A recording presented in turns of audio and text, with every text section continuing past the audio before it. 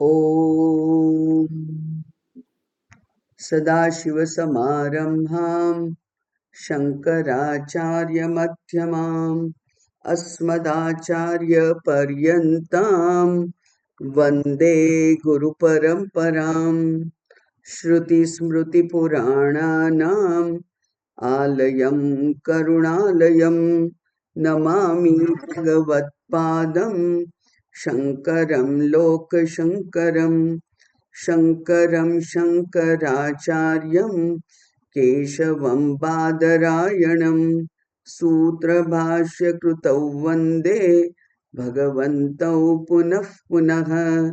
ईश्वरो गुरुरात्मेति मूर्तिभेदविभागिने व्योमवद्व्याप्तदेहाय दक्षिणामूर्तये नमः।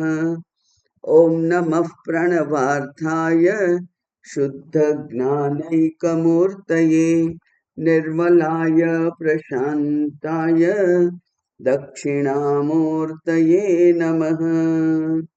ॐ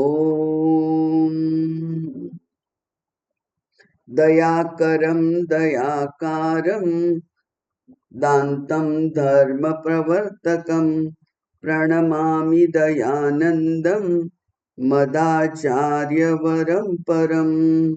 ॐ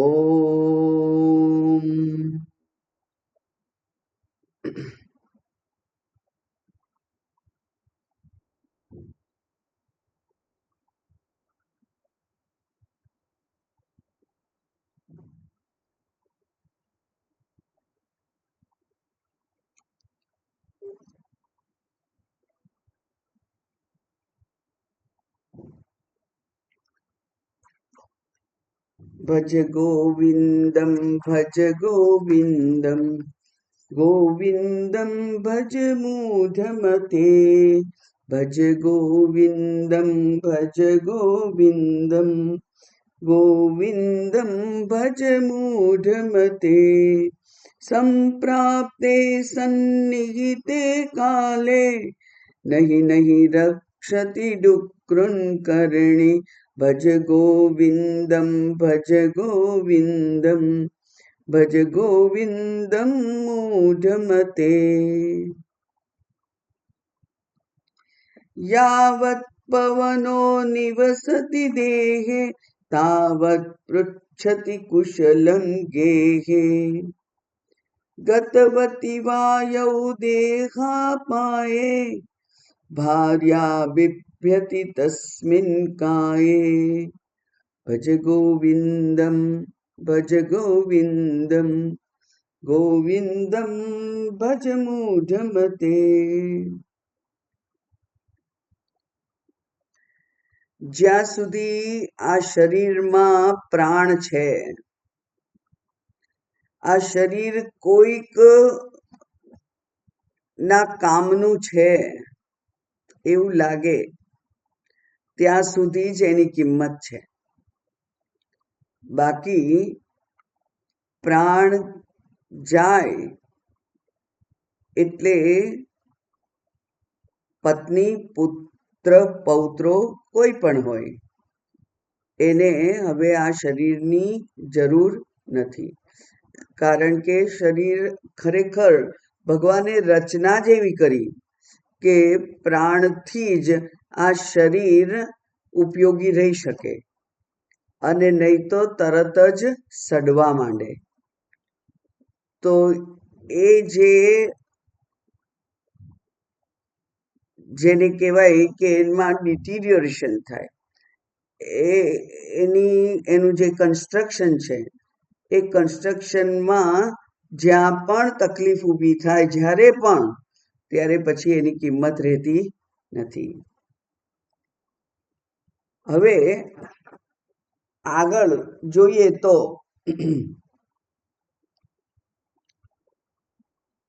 આ શરીર એનો હેતુ શું હતો? કેમ આ શરીર પ્રાપ્ત કર્યું? આ શરીરથી પ્રાપ્ત કરવા યોગ્ય કઈ વસ્તુઓ છે, કઈ જગ્યા છે, કઈ વસ્તુ છે કે જે આ શરીર દ્વારા જ પ્રાપ્ત થઈ શકે? અને એ પણ આ આપણા મહાન પુરુષો જે છે, મહાત્માઓ છે, એમણે કહેલું છે કે શરીર માધ્યમ ખલુ ધર્મ સાધનમ. ધર્મ કરવો હોય તો શરીરથી જ, અને તે પણ કયું શરીર? મનુષ્ય શરીર. ગઈકાલે જ આપણે ચર્ચા કરેલી કે અન્ય કોઈ શરીરમાં એવી વિકસિત બુદ્ધિ છે જ નહીં, બાકી બધા પ્રોગ્રામ્ડ છે. માત્ર આ એક મનુષ્ય શરીર એવું છે કે જેમાં સૂક્ષ્મ શરીર અત્યંત કામનું છે, અત્યંત સક્ષમ બનાયેલું છે ભગવાને.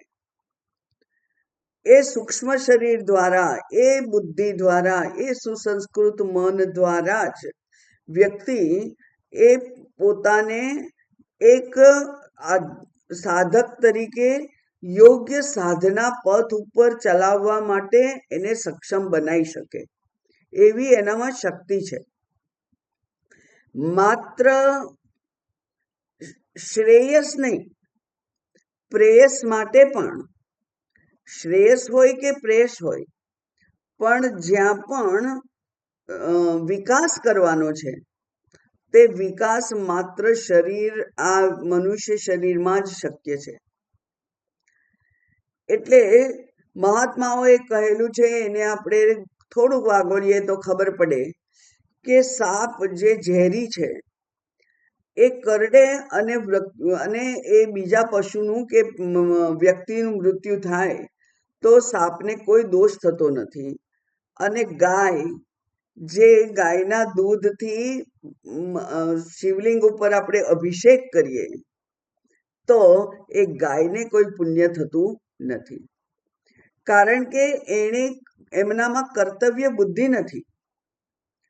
એ તો એના શરીરની રચના પ્રમાણે એના બાળક માટે, વાછરડા માટે દૂધ આપે છે, અને આ મનુષ્ય એ દૂધ લઈ પણ લે છે, એનો અભિષેકમાં ઉપયોગ કરે તો મનુષ્યને પુણ્ય થાય, પણ ગાયને કોઈ પુણ્ય થતું નથી, કારણ કે મનુષ્ય ત્યાં વિચાર કરે છે, મનુષ્ય ત્યાં વિવેક કરે છે કે આ દૂધ મારે પીવું કે આ અભિષેક માટે, પરમાત્માની પૂજા માટે મારે વાપરવું.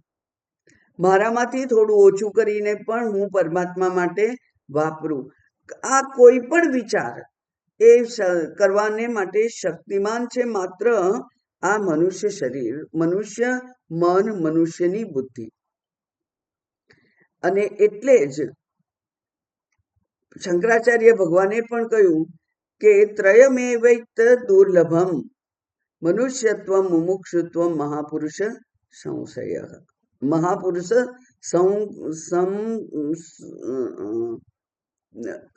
સંશ્રય એટલે એમનું સાનિધ્ય પ્રાપ્ત થાય એ જરૂરી છે. એ જરૂરી આ માત્ર મનુષ્ય શરીરમાં શક્ય છે. એ જ પ્રમાણે તુલસીદાસજીએ કહ્યું કે બડો ભાગ માનુષ તન પાયો, કારણ કે આ ભાગ્યશાળીને જ આ મનુષ્ય શરીર મળે જેના દ્વારા એનો સદુપયોગ કરી અને પોતાની ઉન્નતિ માટે પ્રયત્ન કરે. ત્યાર પછી આવે છે વિવેક, કે જેમાં આ સંસાર અંતર્ગત વિકાસ કરવો કે પછી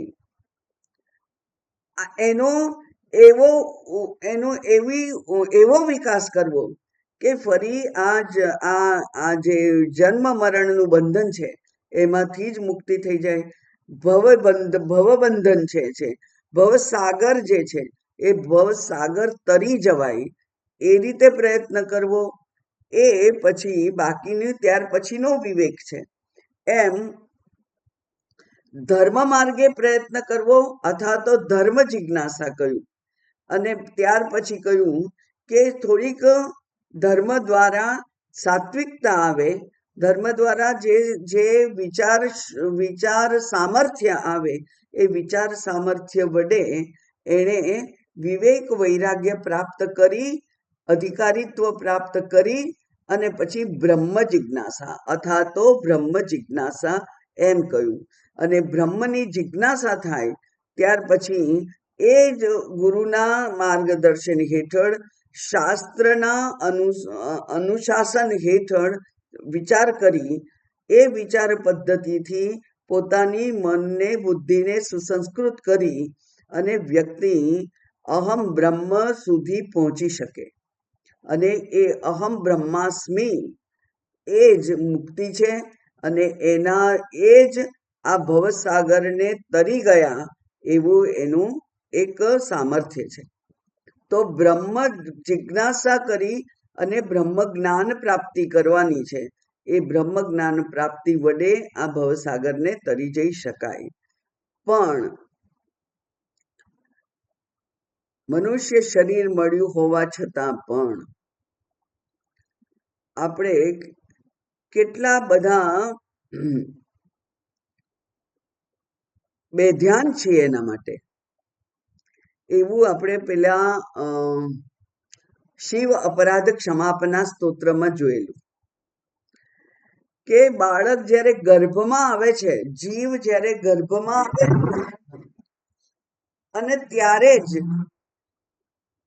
એને પસ્તાવો થાય કે અરે રે મેં કંઈક કરવા યોગ્ય કર્યું નહીં અને ફરીથી એક શરીરમાં મારે આવવું પડ્યું, એક શરીરમાં હવે જવું પડશે અને એ શરીરમાં જે સુખ દુઃખ છે એનો અનુભવ કરવો પડશે એવું એને ત્યારે દેખાય છે અને ત્યારે પશ્ચાતાપ કરે છે.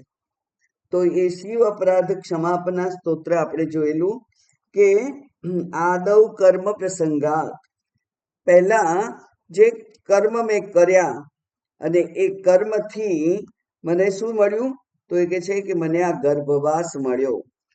માતૃકુક્ષૌ સ્થિતમ મામ, અને ત્યાં તો ગર્ભમાં તો વિણમૂત્ર મેદ્ય મધ્યે, બધા એ ગંધમાં એ ગંદકીમાં રહેવું પડે, એ તાપ સહન કરવો પડે, એ બળતરા સહન કરવી પડે, એ બધી જ સ્થિતિ થાય અને ત્યારે એ જીવ એ ભગવાનને કહે છે કે હે ભગવાન, મેં આપનું સ્મરણ યોગ્ય સમયે યોગ્ય પ્રકારે યોગ્ય પ્રમાણમાં ના કર્યું અને ફરીથી એક વખત આ નવા શરીરમાં મારે પ્રવેશ કરવો પડે છે. એટલે શરીરમાં કોઈ પણ યોનિ હોય, શરીરમાં પ્રવેશ કરવો માત્ર જ આ જે જીવ યાત્રા છે એ યાત્રા ચાલુ રહી છે એમ કહેવાય. જીવ યાત્રા ત્યારે જ ચાલુ રહે છે જ્યારે અજ્ઞાન છે. તો એ અજ્ઞાન ને નિવૃત્ત કરી અને જ્ઞાન પ્રાપ્તિનો પ્રયત્ન મેં યોગ્ય પ્રમાણમાં ના કર્યો એટલે ફરી એક શરીરમાં મારે આવવું પડ્યું છે. હે ભગવાન, પણ હવે હું એવું નહીં કરું. ક્ષંતવ્યો મેં અપરાધ, મારો અપરાધ તમે ક્ષમા કરો. થોડું મોટું થાય છે અને ત્યારે બાળક એને એના મળમૂત્રમાં પણ પડી રહેવું પડે છે.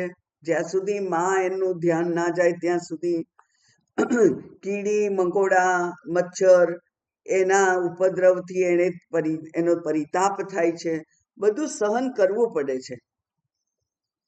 પણ હવે ભગવાન, હવે તો મારો અત્યાર સુધીનો અપરાધ ક્ષમા કરો, પણ હવે તો હું એ અપરાધ નહીં કરું. એમ જાણે કે ભગવાનને એ વારંવાર ખાતરી આપે છે. કેમ?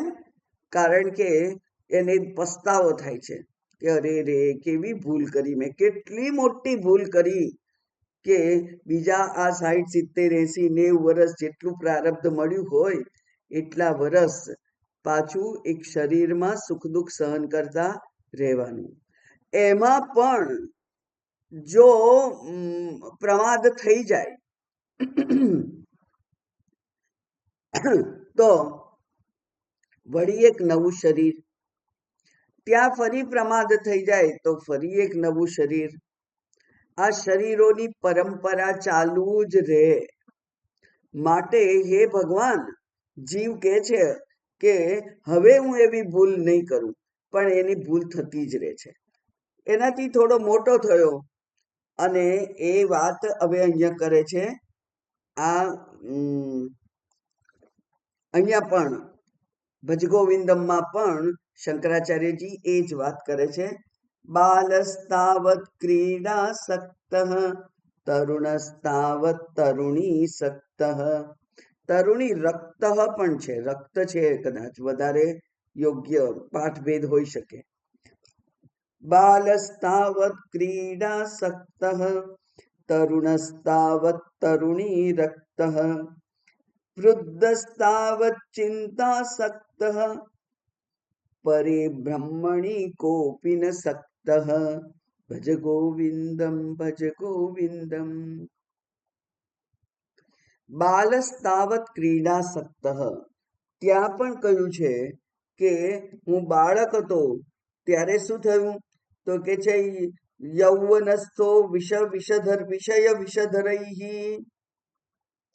વિષયોના વિષધર વિષયો રૂપી સાપે મને કરડ્યો અને એ વિષયો એ મને જાણે કે બેભાન કરી દીધો. બાલસ્તાવત ક્રીડાસક્ત, બાળક છે એટલે આપણું મન હંમેશા રમતમાં જ જાય. રમત અને રમતના સાધનો એમાં જ આપણે મગ્ન હોઈએ. એટલે બાલસ્તાવત ક્રીડાસક્ત, બાળક છે ત્યાં સુધી ક્રીડામાં જ એટલે કે રમવા ફરવામાં જ આસક્તિ છે એની. કોઈ સિરિયસનેસ નથી, કોઈ વિચાર સામર્થ્ય નથી.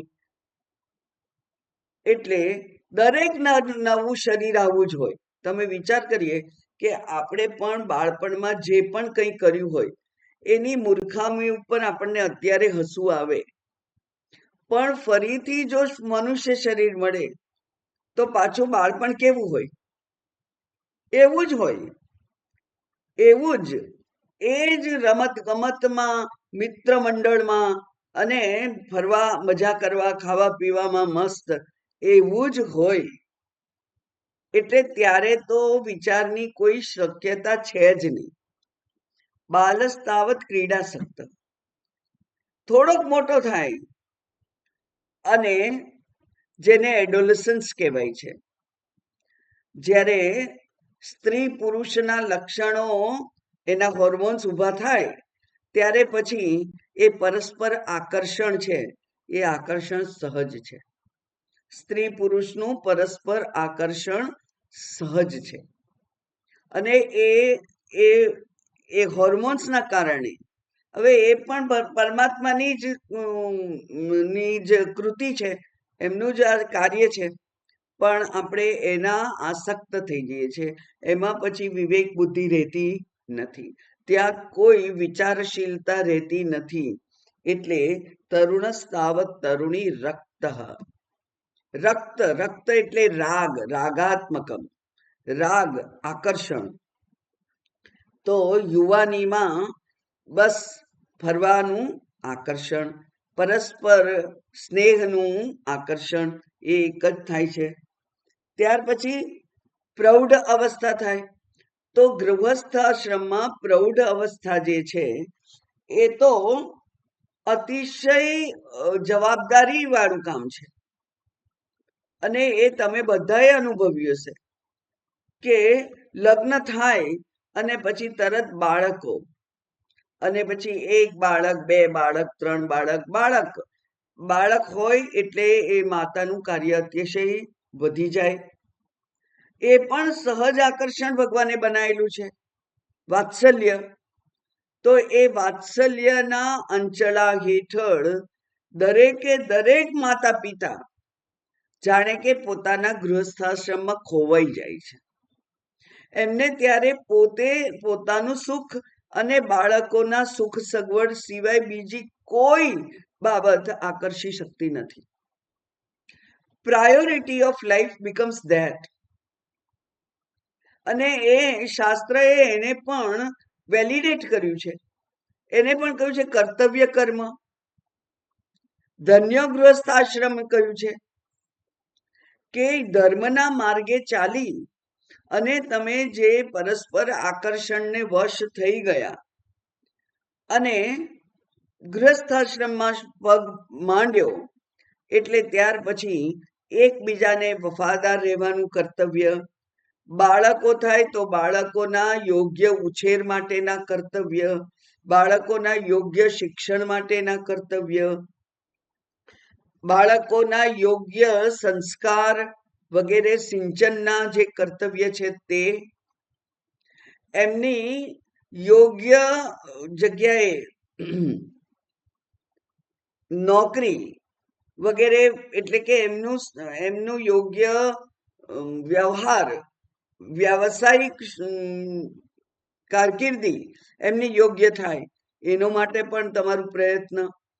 એટલે ત્યાં તો જાણે કે આ ગૃહસ્થો કર્તવ્યમાં ડૂબી જાય છે અને એને તો શાસ્ત્રએ પણ વેલિડેટ કર્યું છે કે બરાબર છે, ત્યાં બરાબર છે, પણ છતાંય એ કરતા કરતા પણ એમને જ્યારે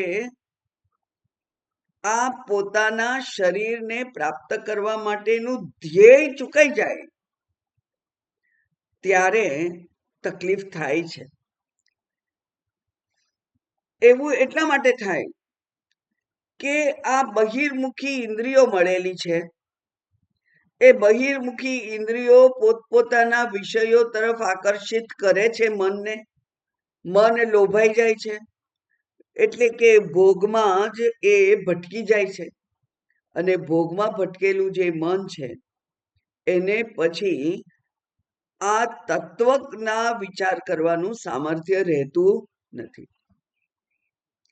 એટલે ત્યારે પણ શું થાય છે કે વૃદ્ધ સ્થાવત ચિંતાસક્ત, વૃદ્ધ છે એટલે ત્યાર પછી શારીરિક પીડાઓ, માનસિક શારીરિક આદિ વ્યાધિ, આદિ એટલે માનસિક વ્યાધિ અને માનસિક પીડા અને વ્યાધિ એટલે શારીરિક પીડા. તો શારીરિક અસ્વસ્થતા છે, એ અસ્વસ્થતા એ મન ઉપર સવાર થઈ જાય એટલે વ્યાધિ માંથી પછી એ આધિ થઈ જાય અને પછી એ અડધા કરી દે આપણને. આધિ છે એ આપણને અડધા કરી દે, કારણ કે પછી એના સિવાય બીજું કઈ વિચારવાનું સામર્થ્ય રહેતું નથી. તો વૃદ્ધ થયા એટલે પણ તત્વ વિચાર કરવા માટેની જાણે કે ક્ષમતા ખોવાઈ જાય છે. સંસાર પણ એવો છે, બાળકો પ્રત્યેના કર્તવ્યો પણ એવા છે, આ જીવન શૈલી પણ એવી છે અને એ બધામાં આપણે આપણું મુખ્ય ધ્યેય જે હતું એ ભૂલી જઈએ છીએ. કારણ કે પેલા ગર્ભમાં એને વિચાર કરેલો કે અરે રે મારી મોટી ભૂલ થઈ ગઈ કે મેં પૂર્વ શરીર જે હતું એમાં જ્ઞાન પ્રાપ્ત કરવાનો જે મુખ્ય હેતુ હતો એ ત્યારે પૂરો કર્યો નહીં, કામ અધૂરું રહી ગયું. અધૂરું રહી ગયું એટલે એ તમને યાદ હશે કે આપણે ઘણા વર્ષોથી આ અધ્યાત્મ શાસ્ત્રનું અધ્યયન કરીએ છીએ અને જાણીએ પણ છે, આત્મ અનાત્મ વિવેક છે વગેરે જાણીએ પણ છે. એટલે કોઈકની સાથે વાત કરતા આપણને કહીએ ધારો કે મને થોડી થોડી તો સમજણ પડી છે, થોડું જ્ઞાન છે મને, તો શાસ્ત્ર એના માટે લાલ બત્તી ધરે છે આપણા એ વિચાર માટે. એ કે છે કાં તો જ્ઞાન હોય અને જો જ્ઞાન નથી તો અજ્ઞાન છે. એટલે બ્રહ્મ વિશેનું થોડું થોડું જ્ઞાન એ તો અજ્ઞાન જ છે. એનો અર્થ કે બ્રહ્મ વિશેનું જે પરોક્ષ જ્ઞાન છે એ તો અજ્ઞાન જ છે હજુ. એટલે એ અજ્ઞાનને પણ જ્ઞાનમાં પરિવર્તિત કરવા માટે જે એક વિચાર સાધના કરવી પડે, એ વિચાર સાધના આપણે પહેલા પૂરી નહોતી કરી, એટલા માટે આ શરીર પ્રાપ્ત થયું છે. અજ્ઞાનનું જ, અજ્ઞાન એ બીજ છે, અને અજ્ઞાનમાંથી જ અંકુરિત થયેલું આ એક ફણગો છે. એમાંથી જ સંસાર વૃક્ષ ઊભું થાય છે.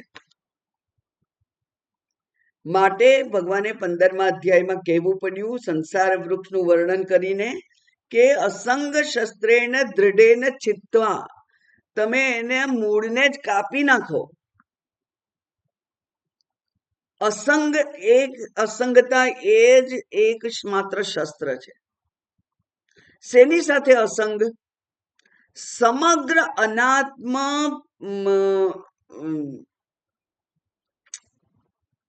અનાત્મ ક્ષેત્ર, સમગ્ર અનાત્મ ક્ષેત્ર માટે માટે અસંગ. એટલે નથી કોઈ મારું કર્તવ્ય કર્મ રહેતું, નથી મારી કોઈ બીજા માટે ફરજ, નથી આ શરીર મારું, એટલે કે એ પણ એક અવરોધ છે. હું અને મારું બંને અવરોધ છે. એ બંને અવરોધને આપણે હટાવી શકીએ ત્યારે જ જ્ઞાન છે, અને જ્ઞાન દ્વારા જ મુક્તિ છે. એટલે પૂર્વ દેહમાં જો જ્ઞાન પ્રાપ્ત થયું હોત તો આ શરીર મળવાનું કોઈ બીજ હતું નહીં, પણ શરીર મળ્યું છે એનો અર્થ કે પૂર્વમાં પણ પ્રમાદ થઈ ગયો છે, અને એ પ્રમાદ અત્યારે આ શરીરમાં પણ હે પ્રભુ ચાલુ રહે છે. માટે તમારો અપરાધ ક્ષંતવ્યમ, ક્ષમા કર. અહીંયા કહ્યું પરે બ્રહ્મણી કોપી ન સક્ત, પરબ્રહ્મનો વિચાર કરવા માટે કોઈને પણ આસક્તિ નથી, પોતાના સ્વરૂપ માટે કોઈને પણ આસક્તિ નથી. બ્રહ્મ એ બીજું કંઈ નથી, બ્રહ્મ તો હું છું, બ્રહ્મ મારું સ્વરૂપ છે, પણ મારા સ્વરૂપને પ્રાપ્ત કરવાની આસક્તિ મને નથી. મારા પુત્રના કલ્યાણ માટેની આસક્તિ મને છે, મારા પૌત્રના ભવિષ્ય માટે મને આસક્તિ છે, મારું ધન સંપત્તિ જે અસ્થિર છે એના માટે મને આસક્તિ છે, પણ આ મારું જે સ્વરૂપ છે એ સ્વરૂપ માટે મને આસક્તિ નથી.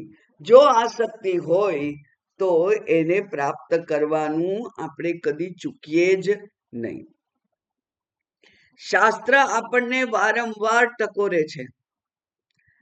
શાસ્ત્ર કહે છે કે આત્મનસ્તુ કામાય સર્વમ પ્રિયમ ભવતી,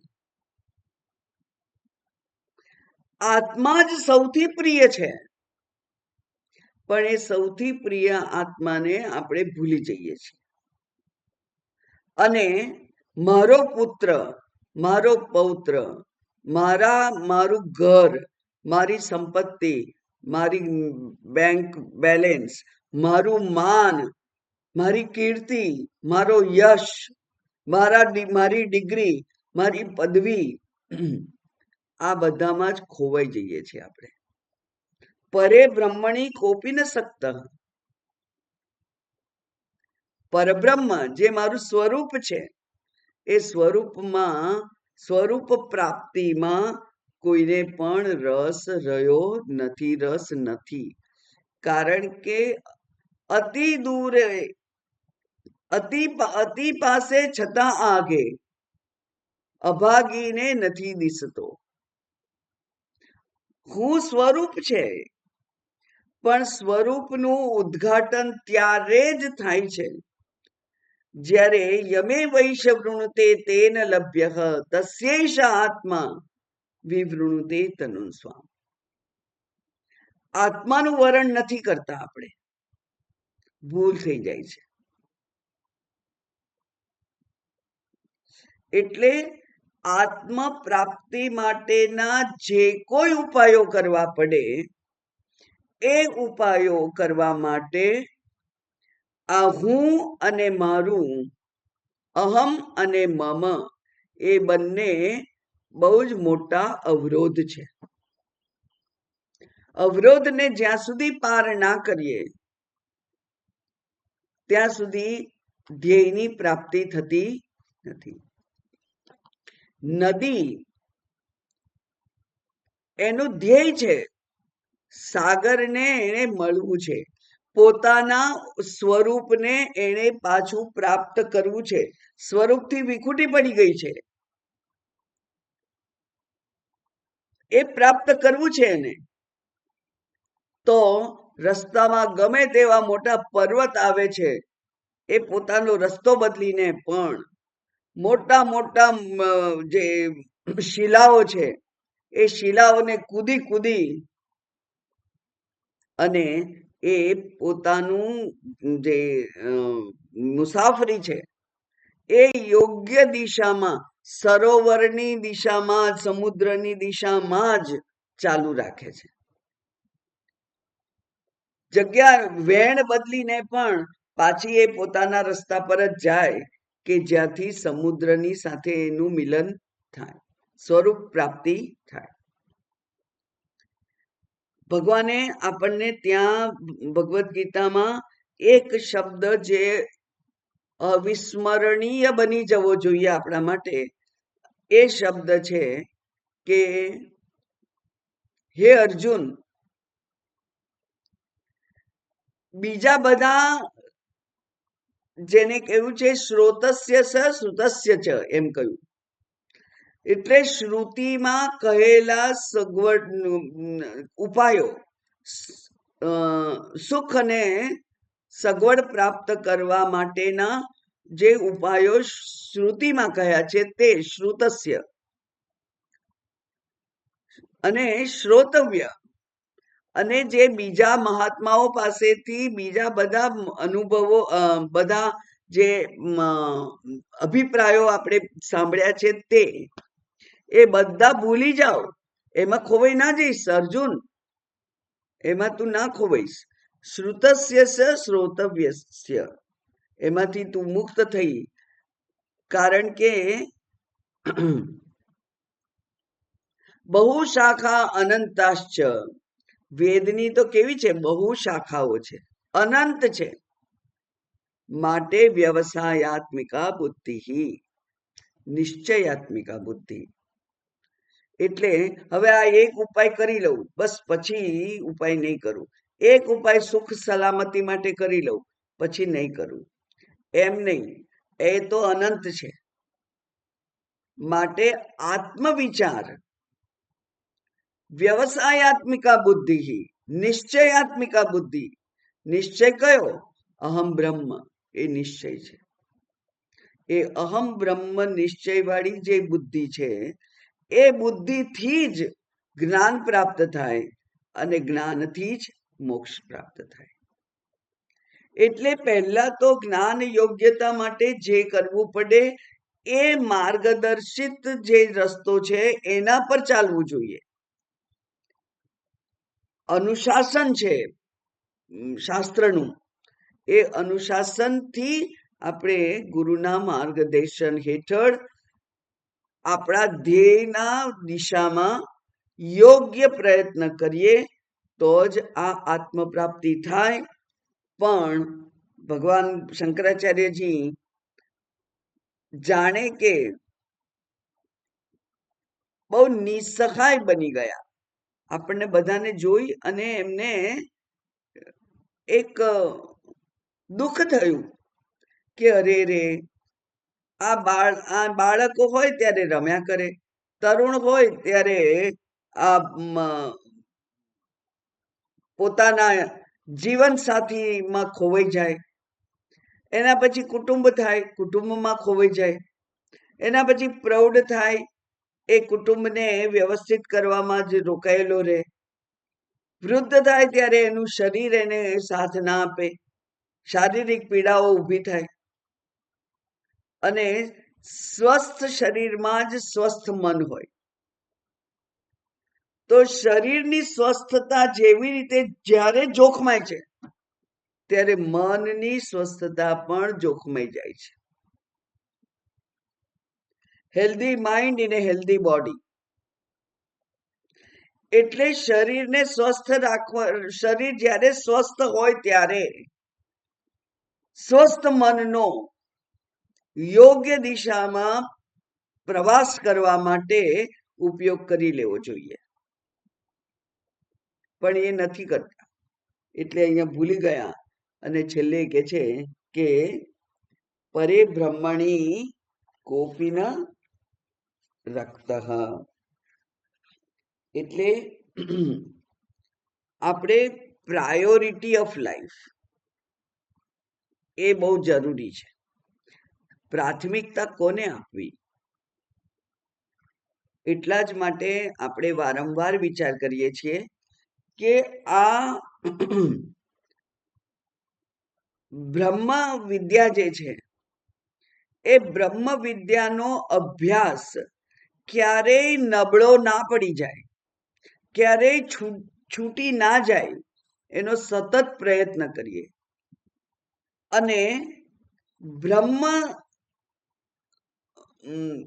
બ્રહ્મનો જે સંસ્કાર છે, બ્રહ્મ સંસ્કાર છે, એ બ્રહ્મ સંસ્કારને આપણે ગાઢા બનાવીએ તો ભોગના સંસ્કાર છે એ નબળા પડે. તો ભોગના સંસ્કારને નબળા પાડી શરીરના સંબંધી એ બધા જ વિચારો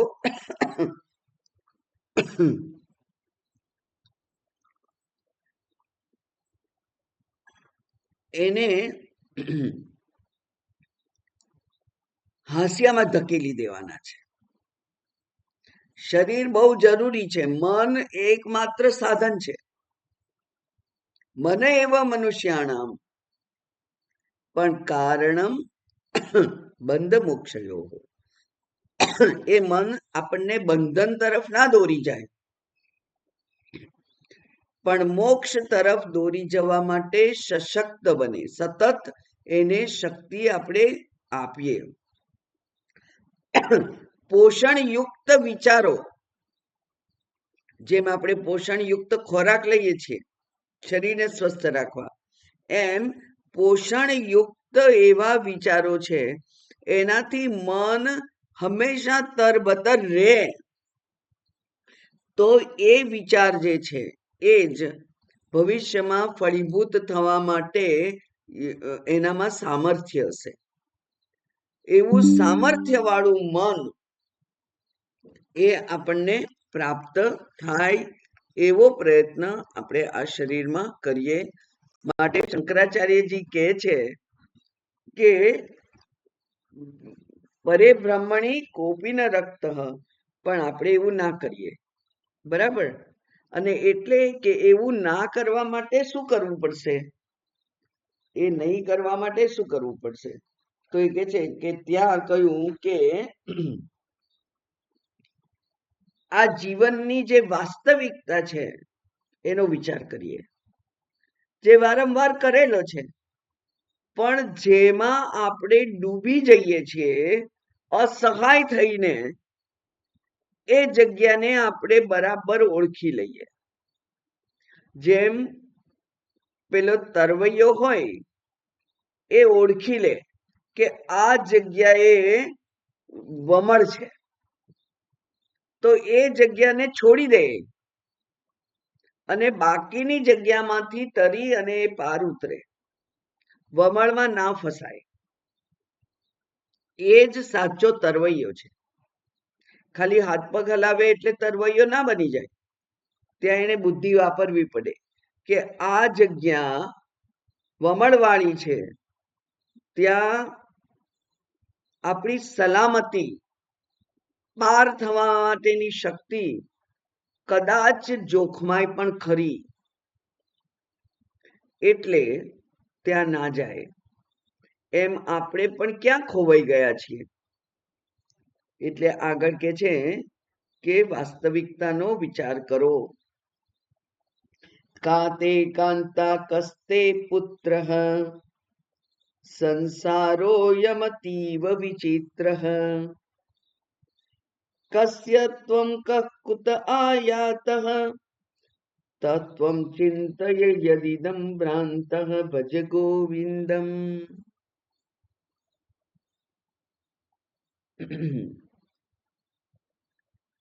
આ તો મારો પુત્ર છે, આ તો મારો પતિ છે, આ મારી પત્ની છે, આ મારું ઘર છે, આ મારી સંપત્તિ છે, આ મારી દીકરી છે, આ મારી કીર્તિ છે, આ મારું કર્તવ્ય છે. હું તો માં છું, હું દાદી છું, હું પિતા છું, હું દાદા છું. હું એક એવી જવાબદાર વ્યક્તિ છું કુટુંબમાં કે જેને માટે મારે કોઈક આર્થિક, સામાજિક, વ્યવહારિક મારું યોગદાન ત્યાં મારે આપવું જોઈએ. પણ એમ કે છે હવે આ વિચાર કરવા માટે બધા લોકો જેમ એમ કહેતા હોય કે હવે બસ બાળકો પરણાઈ દીધા અને અમે ફ્રી, તે બરાબર યાદ રાખવું પડે. કારણ કે તમે ગૃહસ્થાશ્રમમાં તો પ્રવેશ કરી ગયા. તરુણસ્તાવત તરુણી રક્ત, પછી પ્રૌઢોહમ, હું પ્રૌઢ છું, પછી વાર્ધક્ય, પછી વૃદ્ધ છું. અને એ બધામાં કુટુંબ તમને જો પકડી રાખવા માટે જ સમર્થ હોય તો તમારો વિકાસ ત્યાં ના થઈ શકે.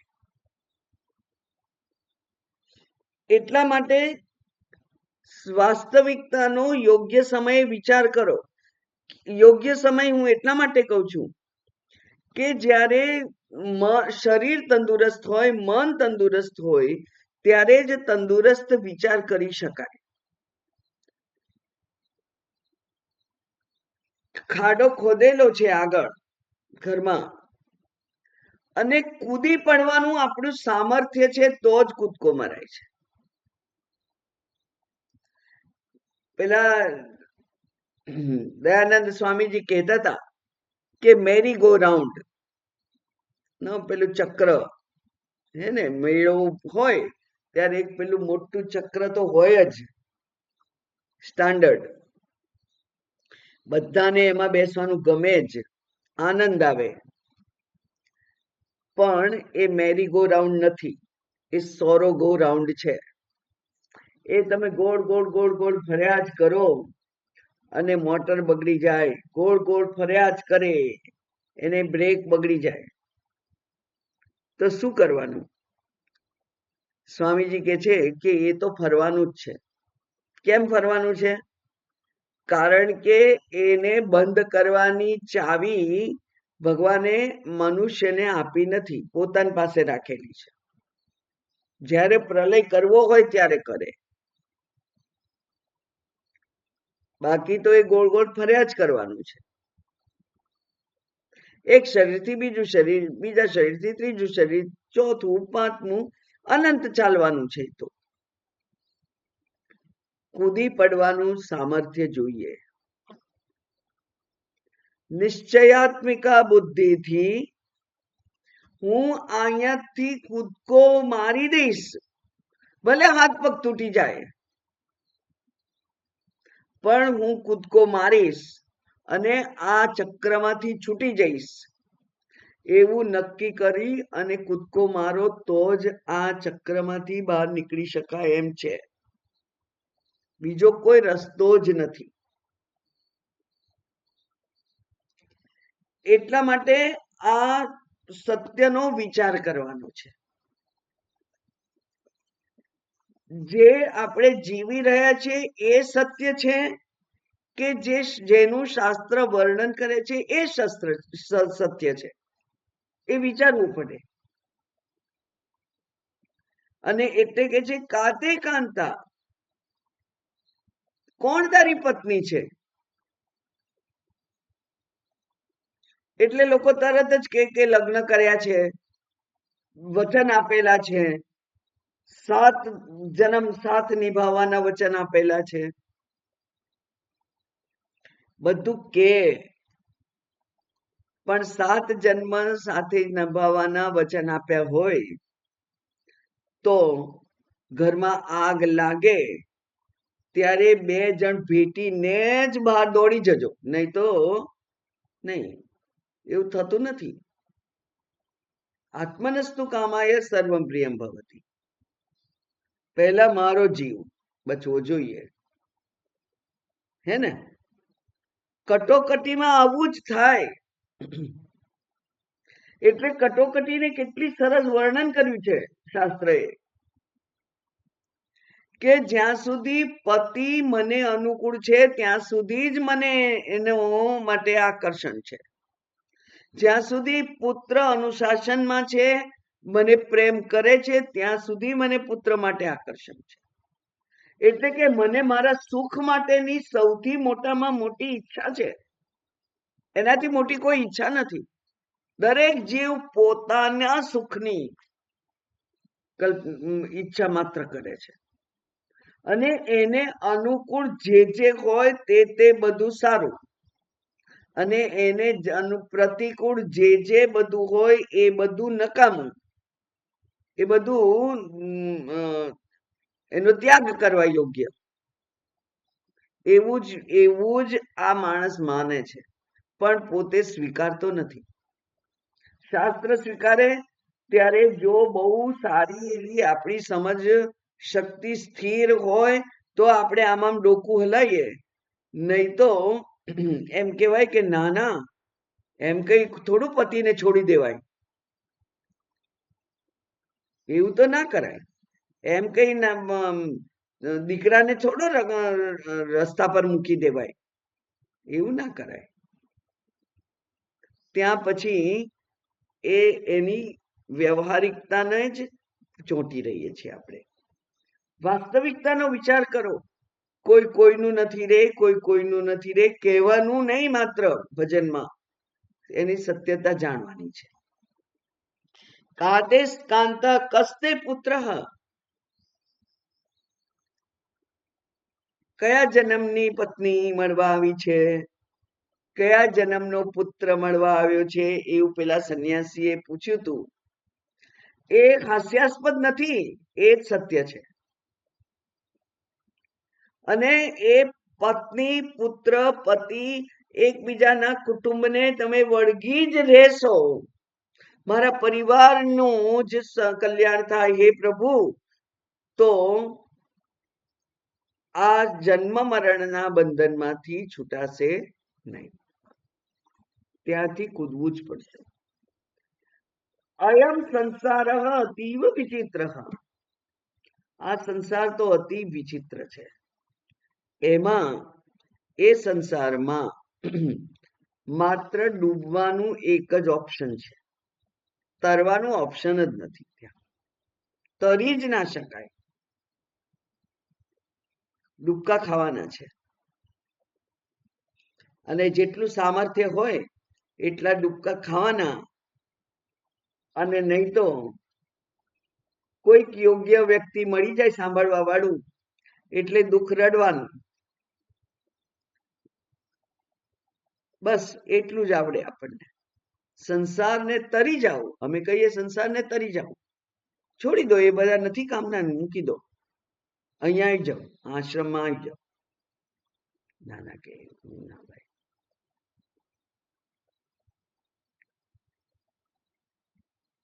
વૃદ્ધાશ્રમ જોવા જવાનું,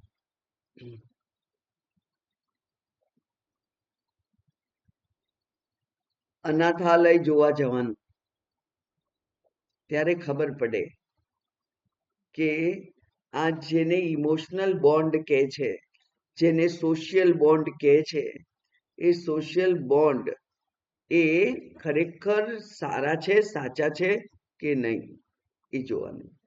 બીજી વાત, અતિ કટુ સત્ય, કે 2 વાસણ ભેગા હોય એટલે ખખડે જ. એટલે પતિ પત્ની અત્યારે તમે સાથે રહેતા હોય તો પણ મતભેદ નથી ને મનભેદ નથી એવું નથી, હોય જ.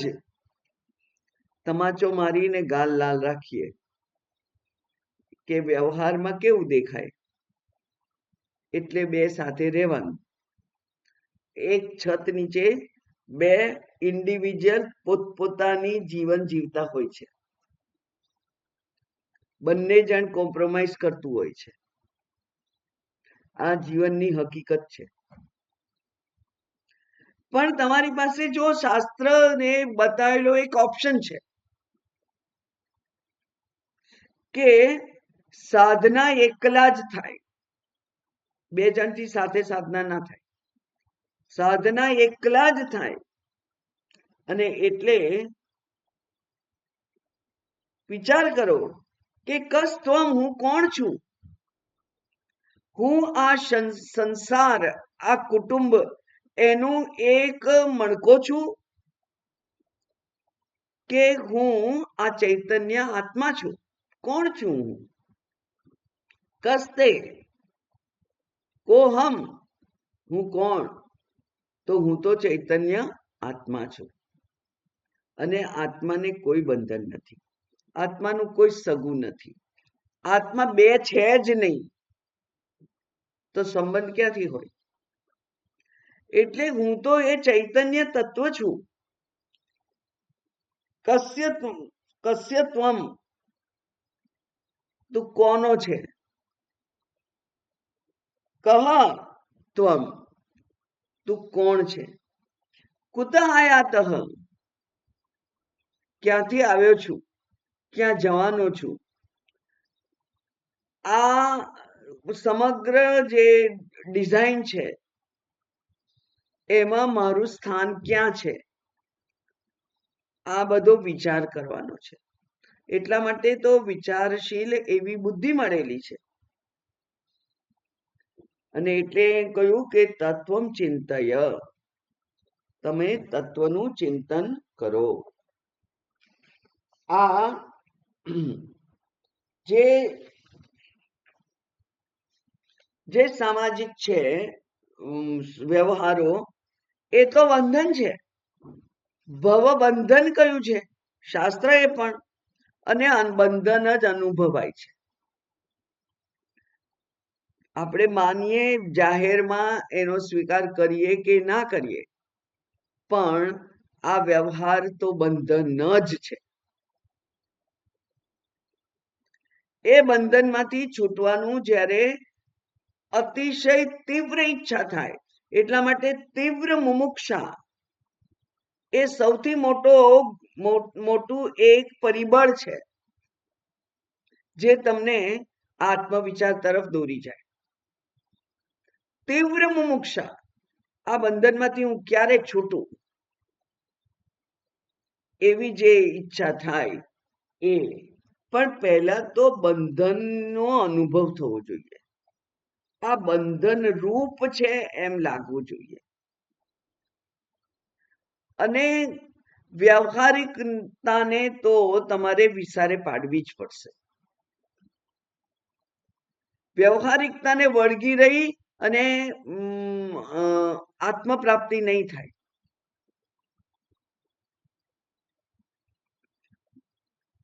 એક વન મોર લાઈફ વેસ્ટ થઈ જશે આપણી.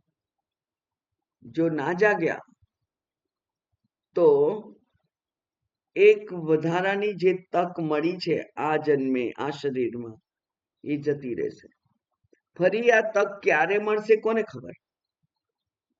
મળશે ચોક્કસ એવું ભગવાને કહ્યું છે ભગવદ્ ગીતામાં.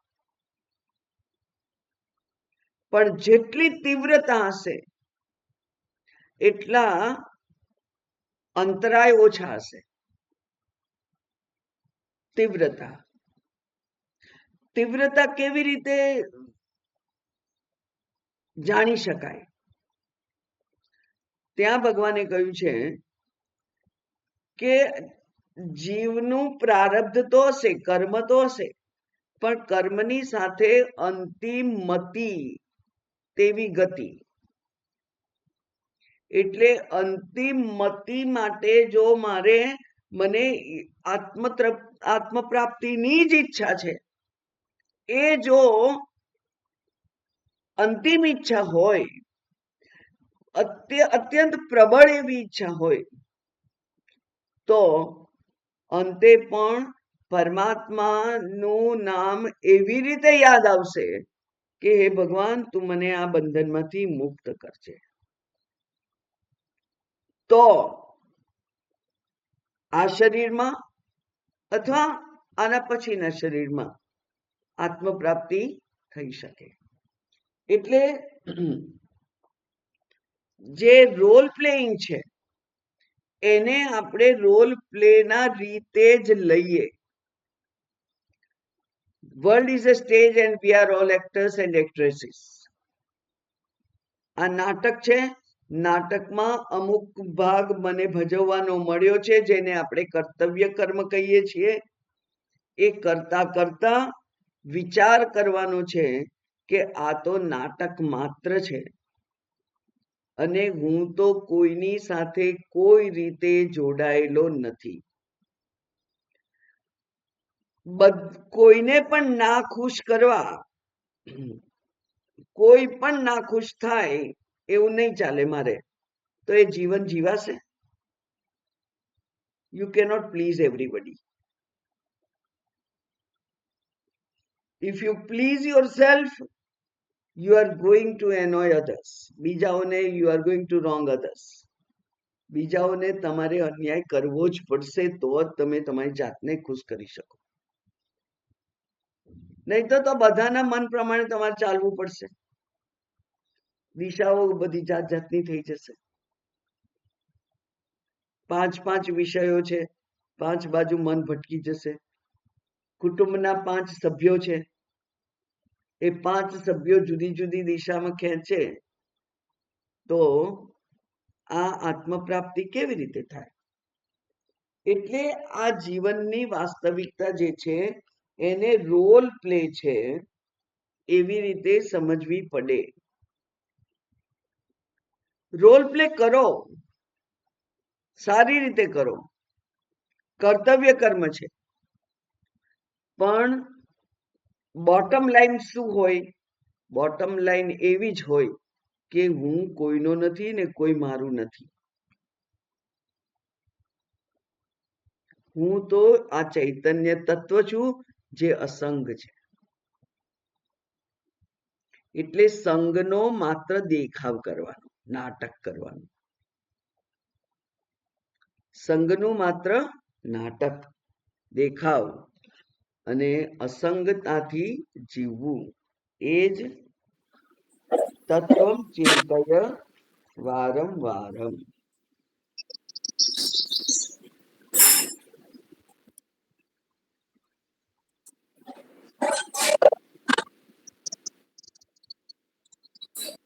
આપણી બધી શક્તિ, સામર્થ્ય આમાં ના ખોવાઈ જાય, વપરાઈ જાય.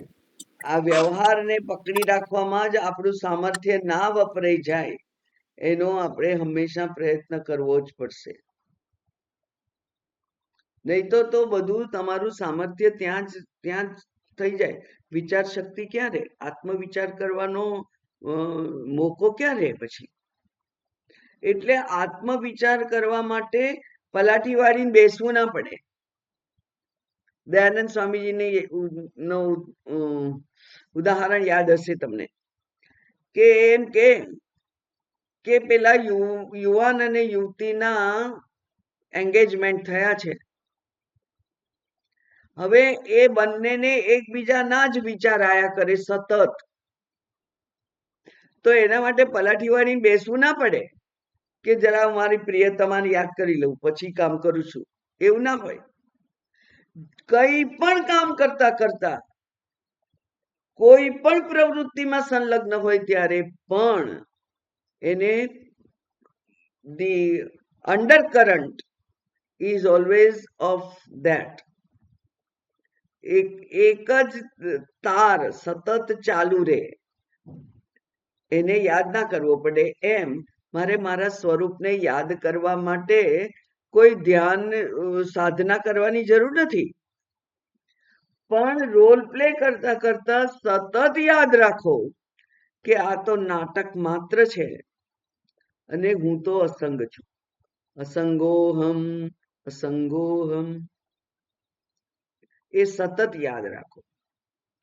તો એ અસંગોહમ શુડ સરફેસ. અંતે જે સતત યાદ કર્યું છે, એટલા માટે ભગવાને ભક્ત કેવો કયો? એ કે છે નિરંતરમ ભજામી. એ મારું ભજન કેવો કરે? નિરંતર ભજન કરે, મને નિરંતર મારું સ્મરણ કરે. એને જ અંતે નારાયણ યાદ આવે, બાકી ના આવે. એટલે નિરંતર સ્વરૂપ વિચાર કરવો. આ 1 કલાક માટે નહીં, નિરંતર સ્વરૂપ વિચાર કરવો એ જ ખરેખર તો આ જે ભજગોવિંદમ છે એ યાદ કરાવે છે આપણને. એટલા માટે કે છે ભજગોવિંદમ, ભજગોવિંદમ, ભજગોવિંદમ, ભજગોવિંદમ.